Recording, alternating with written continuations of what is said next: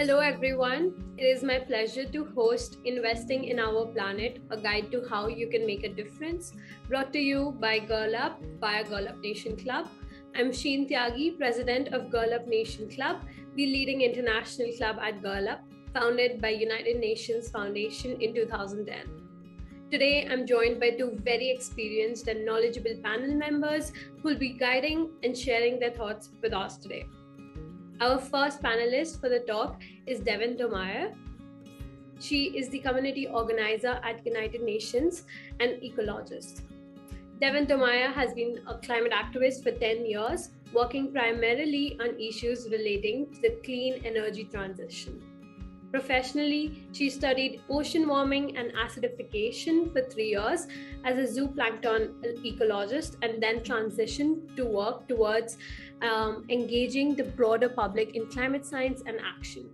She spent a year at the United Nations Office for Partnerships, building coalitions for the Sustainable Development Goals, also known as SDGs, and then transferred to climate communications with the United Nations Foundation, where she currently works as a community manager for the Young Climate Advocates Network. Devin is entering her second year of graduate studies at Duke University for Coastal Environmental Management, focusing on nature-based solutions for climate resilience.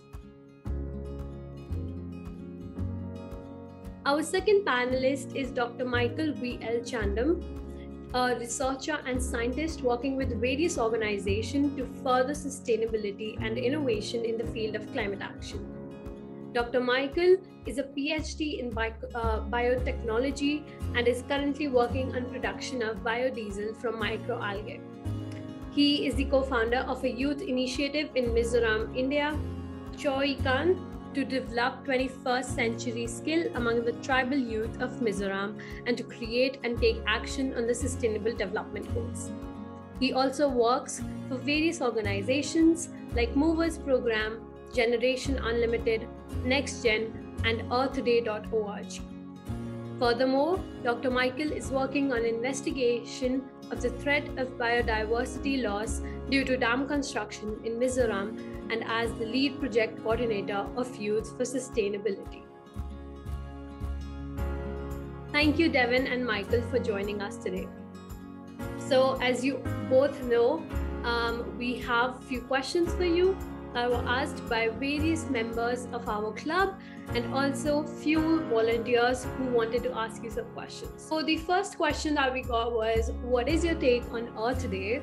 As a climate activist and community manager at Young Climate Advocates Network at UNF and ecologist, Devin, please share. Yeah, thank you so much, Sheen, for having me here. And it's a real pleasure to talk about activism and action in the climate sphere, just because it's so important at this critical juncture in history. We're like the last generation before catastrophic climate change, and it's already really happening. So we have this opportunity as young people to really step up and be leaders, which is why I think Earth Day is just such a beautiful day. It's a celebration of the planet. It's a celebration of all the planet can give us, all the resources that we need from it, the air, the water, the trees, the animals.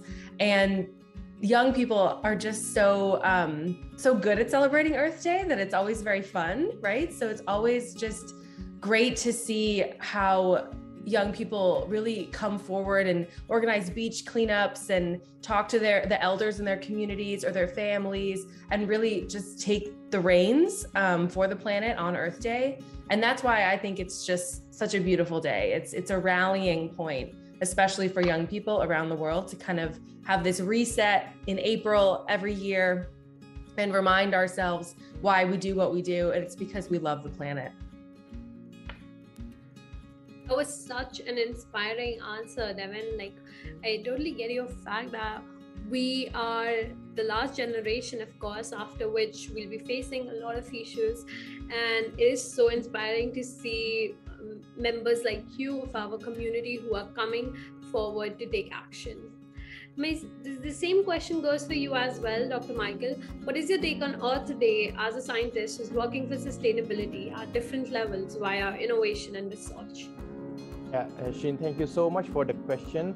I'm still reflecting on the works of Devin when you introduced Devin, so I'm still reflecting on that.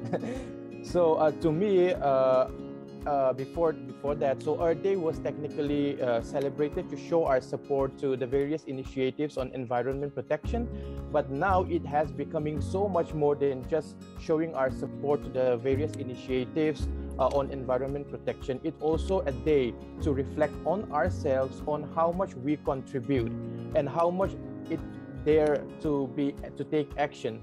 So it is a day to reflect on the current energy and environmental crisis and on how we can take action on that. And for me, as a researcher working on the derivation of bioenergy, we are working and reflecting on these issues for the entire year. So we are working on each day and each month, each week, and we are analyzing the data on how the increasing global warming and the depletion of fossil fuels.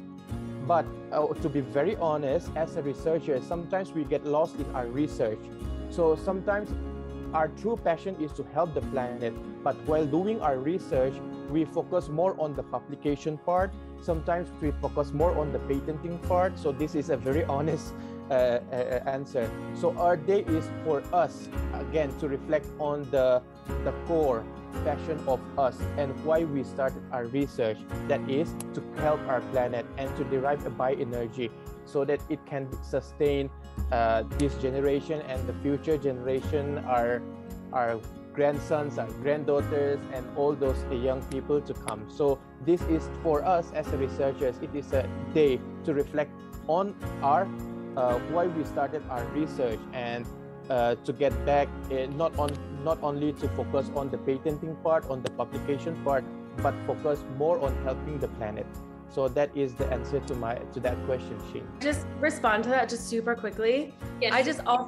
I really resonate with getting lost in your research. It happens to me all the time. And Earth Day is this opportunity to both reconnect, as Michael was saying, but if you're already connected, it's a chance for you to publicize what you're doing, how much you love the planet, and help snap like scientists like me and Michael who get a little lost, like back into it and remind us like what we're here for.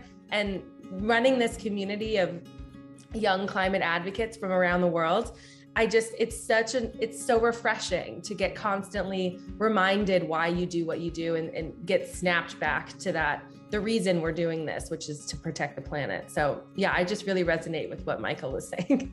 And yes, Devin, thank you for reminding me. I have to point out one more point regarding this Earth Day as a researcher. So usually when you do a research, especially science, people are so bored with your data, people are so bored with what you're doing, and they don't want to listen. So Earth Day is one day where people become interested in your work and ask you questions, and on that day you can you can actually like give awareness and teach them what you are doing. And yeah, so this is also a day to teach people, where people become interested in your work. I can't really relate to both of you because I've never really done that much of research, but I do see how scientists and researchers are often neglected, like how they are also being treated badly if they speak up for climate action. So I don't know how it is firsthand, but I definitely see it around, and it's always good to know the ground realities. So moving on to the next question, this year's theme and focus for Earth Day is investing in our planet. What, according to you, are the various ways through which various social groups and communities can invest in our planet? Dr. Michael, what's your take on that? So to be very technical, I think government agencies or social groups can invest more in, since I came from a research background, I think that they can invest more on research which focus on green energy or helping the planet as a whole.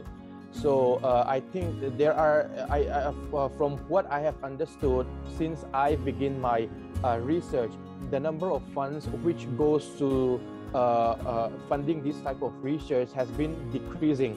But now what I have also observed is that since after the pandemic, people realize the importance of funding all this research which goes into making a sustainable planet, green energy, in helping the environment as a whole.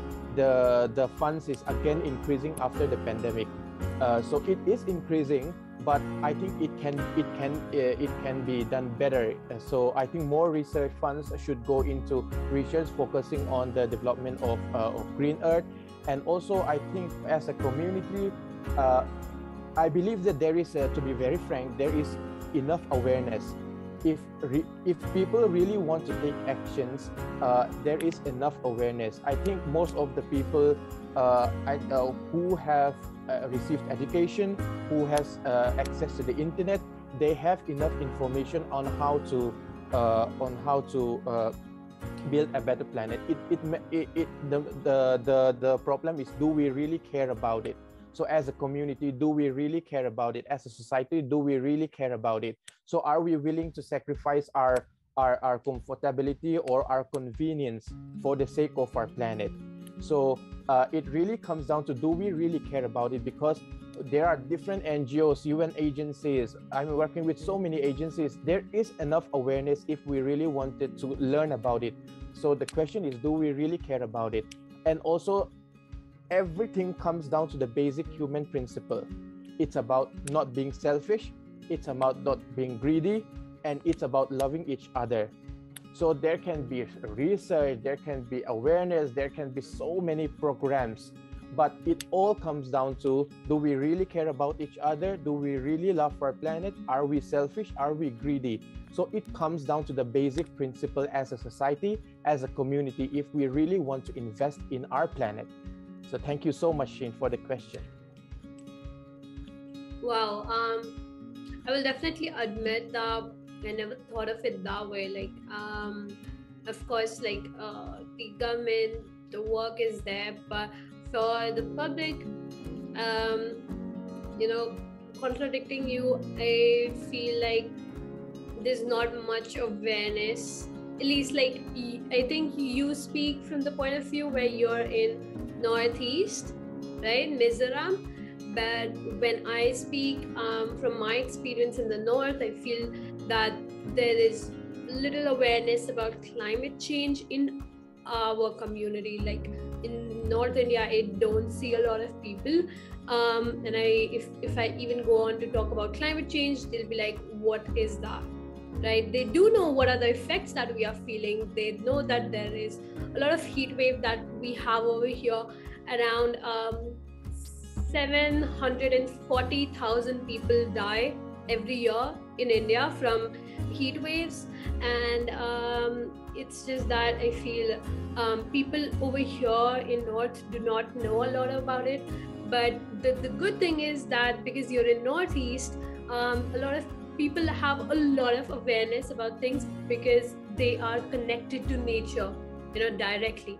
Like North India, we don't have a direct connection, but I feel like in Northeast is like the best part of India, I would say, because it is so ecologically sound and such a nice environment whenever you go over there. So that's really good, and I feel like that really contributes to what all of us think, right, and adds new points to it. So Devin, what would be your answer about this?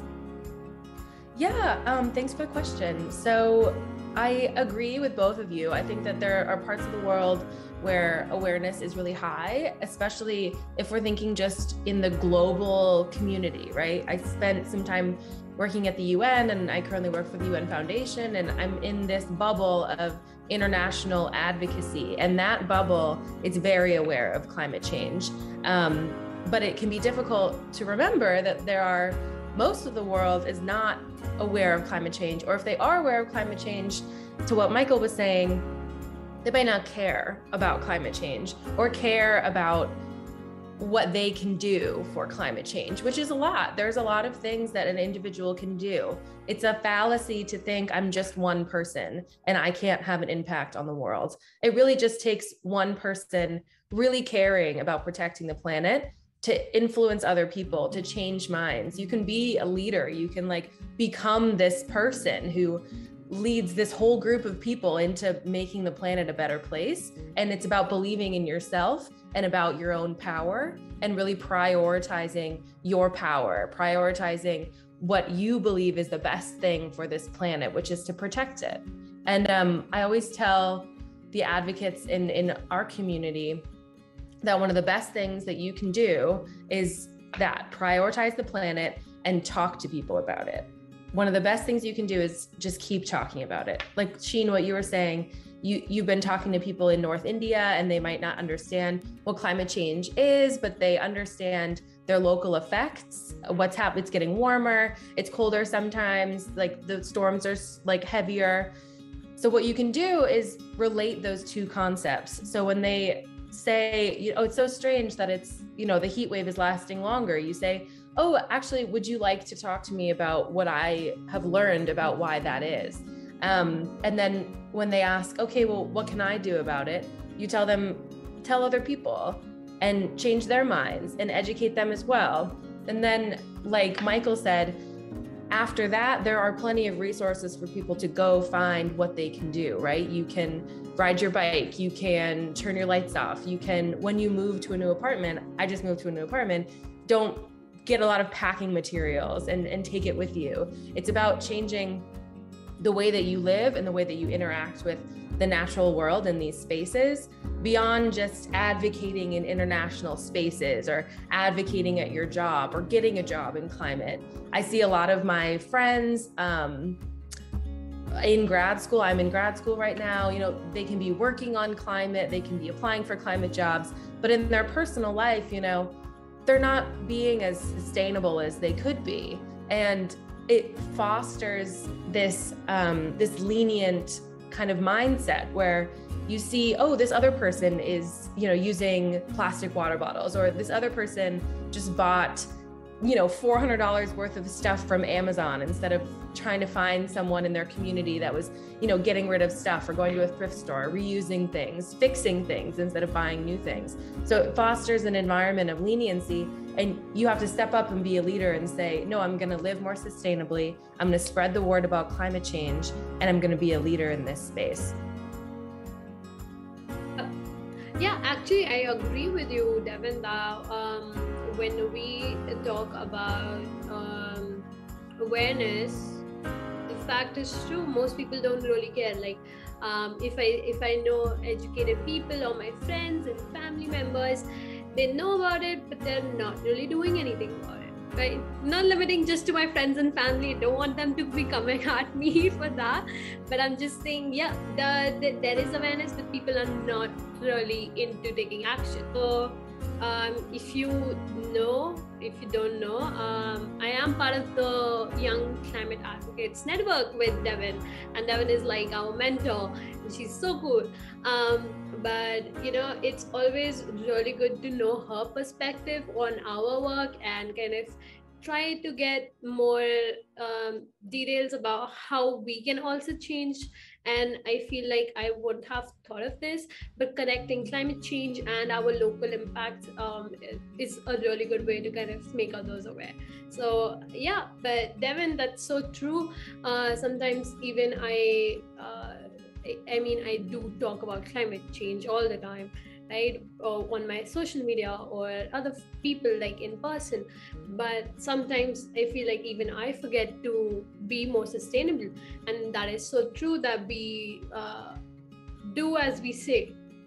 That's true. We should do as we say. It can be easy to think that you've done enough. You know what I mean?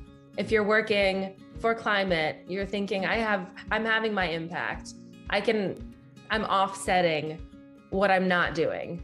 Yeah, true. So I think you just have to remind yourself to be a leader in all spaces of your life, because you really do influence others with your actions.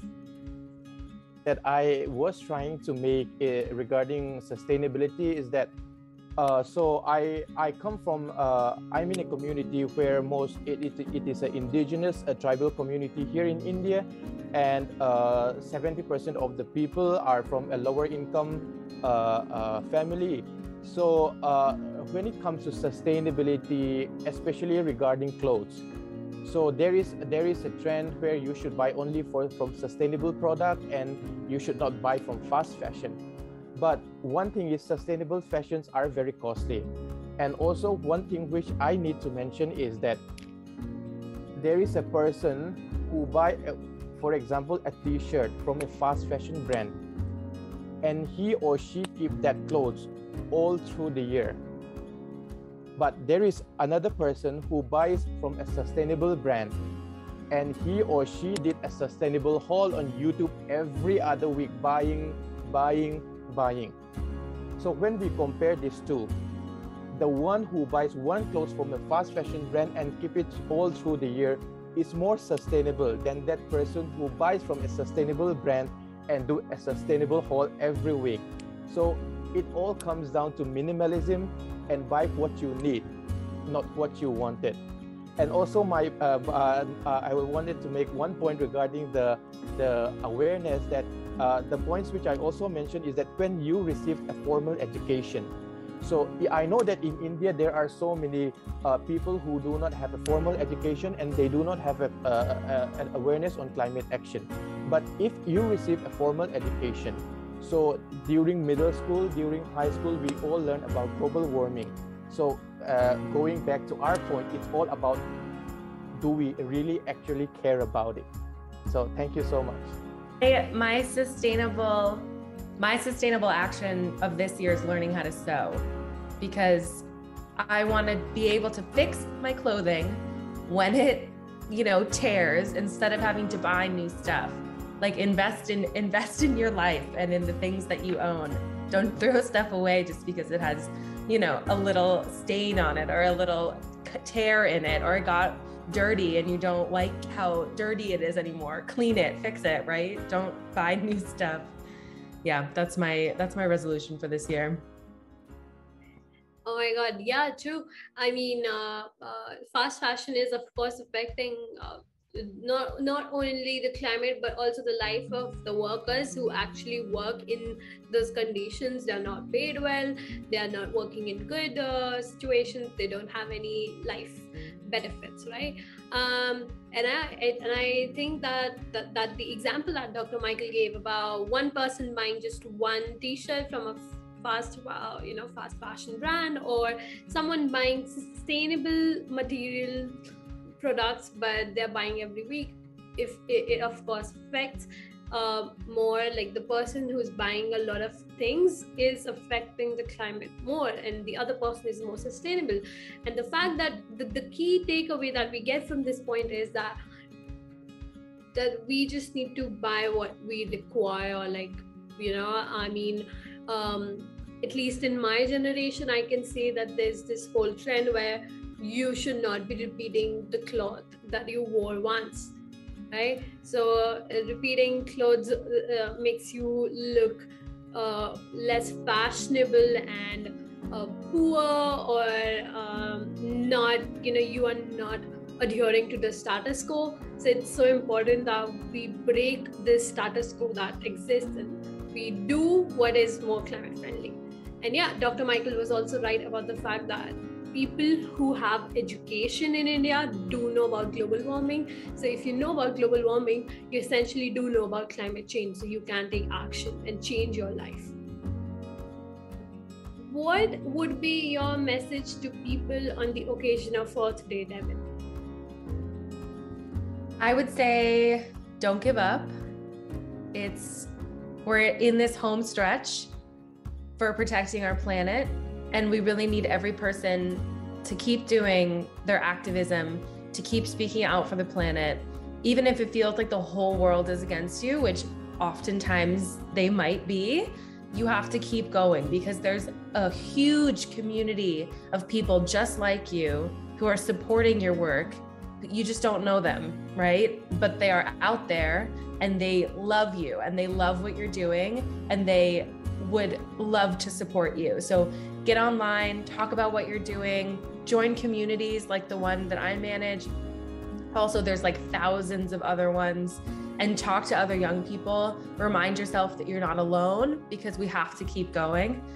This is the home stretch. We have a lot left to do, but I am very optimistic that our generation is going to be the one to save the planet. Well, that is the optimism that keeps us going, of course, like on all the bad days. Dr. Michael, what would be your message to people on the occasion of Earth Day? Yes, my message, half of my message would be the same as Devin, because last year, 2021, so to be very honest, working on climate action can be very frustrated. Sometimes it makes you angry, and sometimes you feel lost and you lost hope.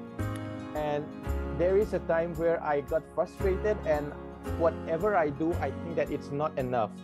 But as Devin has mentioned, I am a part of so many other youth communities. One to be mentioned is Movers Program. So whenever I feel lost, whenever I am frustrated, I joined the monthly meeting, I joined the workshops, and I find that there are so many other hopeful, positive-minded, and energetic youth who have my back, who are doing the same thing, and that gives me motivation. And that just piggyback from Devin's point of view. And also, I am reading this a book called Atomic Habits. And in that book, it shows the power of 1%. So right now, we might not be a scientist. Right now, we might not be the head of an UN organization or the head of a government agencies who can give funds or who can do a big changes. But there is a power in 1%. And nobody expects you nobody expects you more than what you can do. So we only expect you only what you can do, that 1%. So if you give 1% today, tomorrow you will give another 1%. So in 365 days, the percentage will keep on increasing. So it might be just switching off the light for today. It might be carrying a tote bag instead of plastic bag. It might be conserving water the next day. So if you do 1% each day, so that 1% will accumulate to much huge action. So to all the viewers out here, I want to stress the importance of 1%. Do what you can do. That is all expected from you. Yes, just do what you can do, right? It is also, I want to stress, it can, one, be stressful to be a climate activist because you think what you're not doing is enough. And two, because you see these other youth leaders out there who seem to be doing everything perfectly, right? Like Greta Thunberg is out there like speaking in front of the General Assembly, in front of government leaders, like changing minds and hearts. And then you're over here turning off your light switches and trying to bring your tote bag to the grocery store. And you're like, who am I? I should just give up because I'm never gonna be Greta, right? I'm never gonna be this personality for climate. I'm not doing enough. But just do what you can. No one is expecting you to be a personality. No one is expecting you yourself alone to change the world and fix it. Just do what you can. And if you can do more, always do more. Just keep going and do, as Michael was saying, an extra 1% every day. Test your limits, test what you can do, and just deliver for the planet in whatever you can do. I feel like it's always small steps towards big actions, and who knows, you might be the next Greta Thunberg, but not Greta Thunberg, your name. You just might be you, right?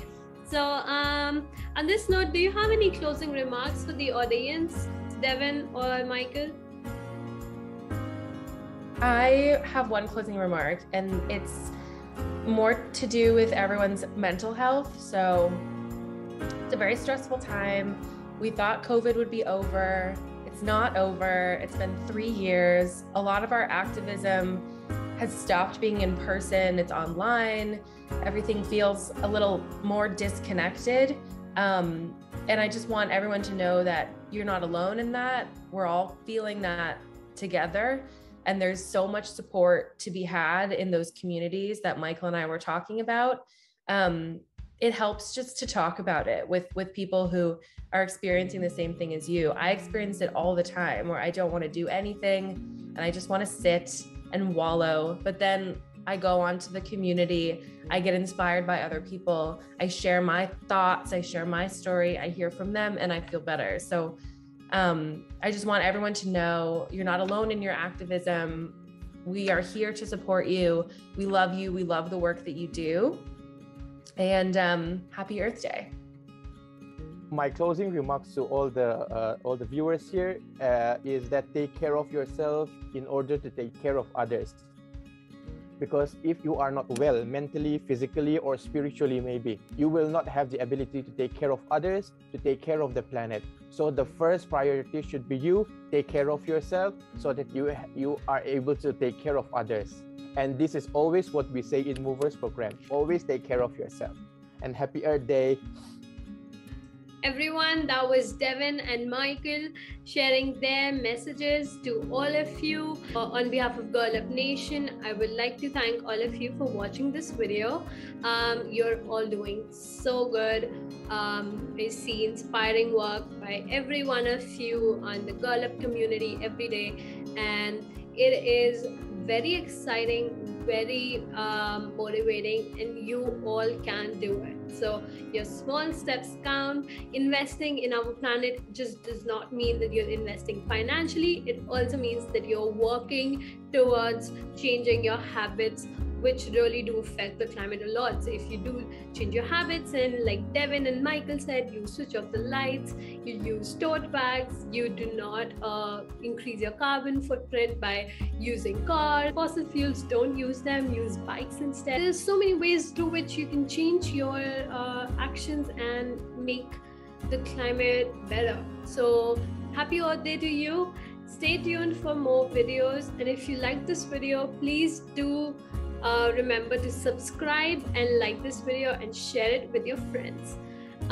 Devin and Michael, are there any resources that you would like to share with the audience? So if you want to, you can head to Facebook and put in the Young Climate Advocates Network.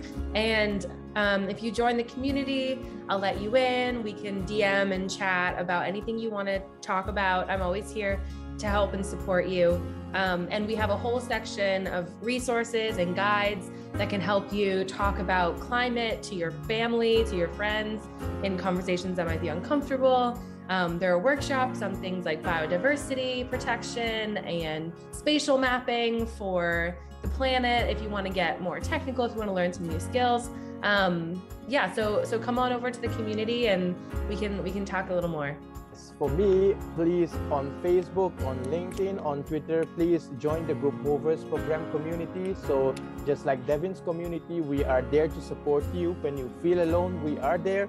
And if you want to create awareness in your community, be it a huge community or a very local community, we are there to help you in organizing your Movers workshop. So there is a page called Youth for Sustainability Alliance in India. So please join that also. So all that platforms are the engagement where your fellow youths are there. There are inspiring youths. There are lots of like-minded young people. So if you feel lost, it will give you inspiration. Yes, I'll be putting all the links in the video as well as in the description, so you can check them out later as well. Thank you so much, everyone, and have a great day. Bye, and happy Earth Day. Happy Earth Day. Happy Earth Day.